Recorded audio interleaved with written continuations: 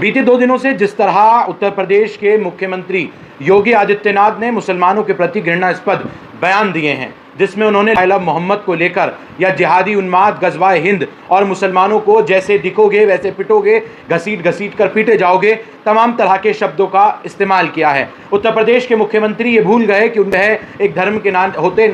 होने के नाते इस तरह के बयान दे रहे हैं। उत्तर प्रदेश के मुख्यमंत्री ने कल श्रावस्ती से जिस तरह से मुसलमानों को धमकाने वाले बयान दिए और उन्होंने साफ तौर पर कहा कि वो मौलाना भूल गया था कि सूबे में किसका राज है, सत्ता किसके हाथ में है। क्या इस तरह की भाषा शैली एक सूबे के मुख्यमंत्री को उपयोग करनी चाहिए? लेकिन इतना ही नहीं, आज दोबारा उत्तर प्रदेश के मुख्यमंत्री योगी आदित्यनाथ ने फिर उसी तरह की जो है वो शब्दावली का इस्तेमाल किया है। आज योगी आदित्यनाथ ने यह कहा कि छोटे छोटे बच्चों के हाथ में आइला मोहम्मद के तख्तियां दी जा रही हैं, बल्कि उनके हाथ में जो है वो कॉपी किताब कलम होनी चाहिए थी। उत्तर प्रदेश के मुख्यमंत्री योगी आदित्यनाथ शायद इस बात को भूल रहे हैं कि आखिर जिस धर्म के मुद्दे पर आप राजनीति करते हैं या भारतीय जनता पार्टी की सियासत चली आ रही है, शायद वह भी यही पहलू था। आई लव मोहम्मद मुसलमानों के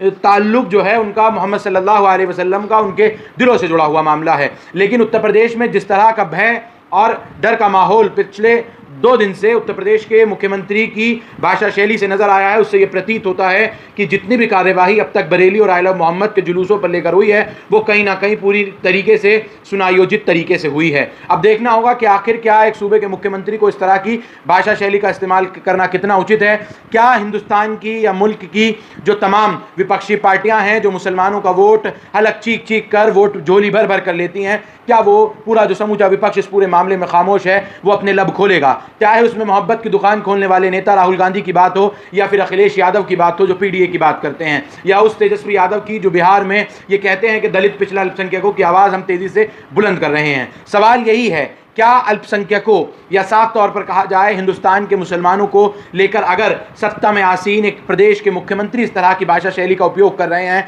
तो उस पर उनसे अल्पसंख्यकों से वोट लेने वाले तमाम वो राजनीतिक संगठन कहाँ हैं? ये अहम सवाल है। क्या सत्ता के गलियारों में या सत्ता की उनकी जो हनक है उसमें वे पूरी तरह बदल चुके हैं, वे भूल चुके हैं? क्या ये तमाम तैयारी जो कुछ इस वक्त की जा रही है, सूबे के मुख्यमंत्री योगी आदित्यनाथ कह रहे हैं 2 साल पहले ही अपनी खिसकती ज़मीन जो 2024 में लोकसभा चुनावों में पूरी तरह से खिसक गई थी उसको हासिल करने के लिए 2027 के विधानसभा चुनाव की अभी से तैयारी कर रहे हैं, या फिर तमाम हिंदू धर्म के लोगों को ये दिखाना चाहते हैं कि वह अभी भी हिंदुत्व की राजनीति कर रहे हैं, उनको हिंदुत्व पे डटा रहना होगा? कई सवाल हैं इन 2 दिन के मुख्यमंत्री योगी आदित्यनाथ के स्पीचेस में कि आखिर वह किस तरह का उत्तर प्रदेश और उत्तर प्रदेश में मुसलमानों के खिलाफ किस तरह की बातें और बयान दे रहे हैं। देखना होगा इस पर विपक्षी पार्टियां या फिर जो ह्यूमन राइट्स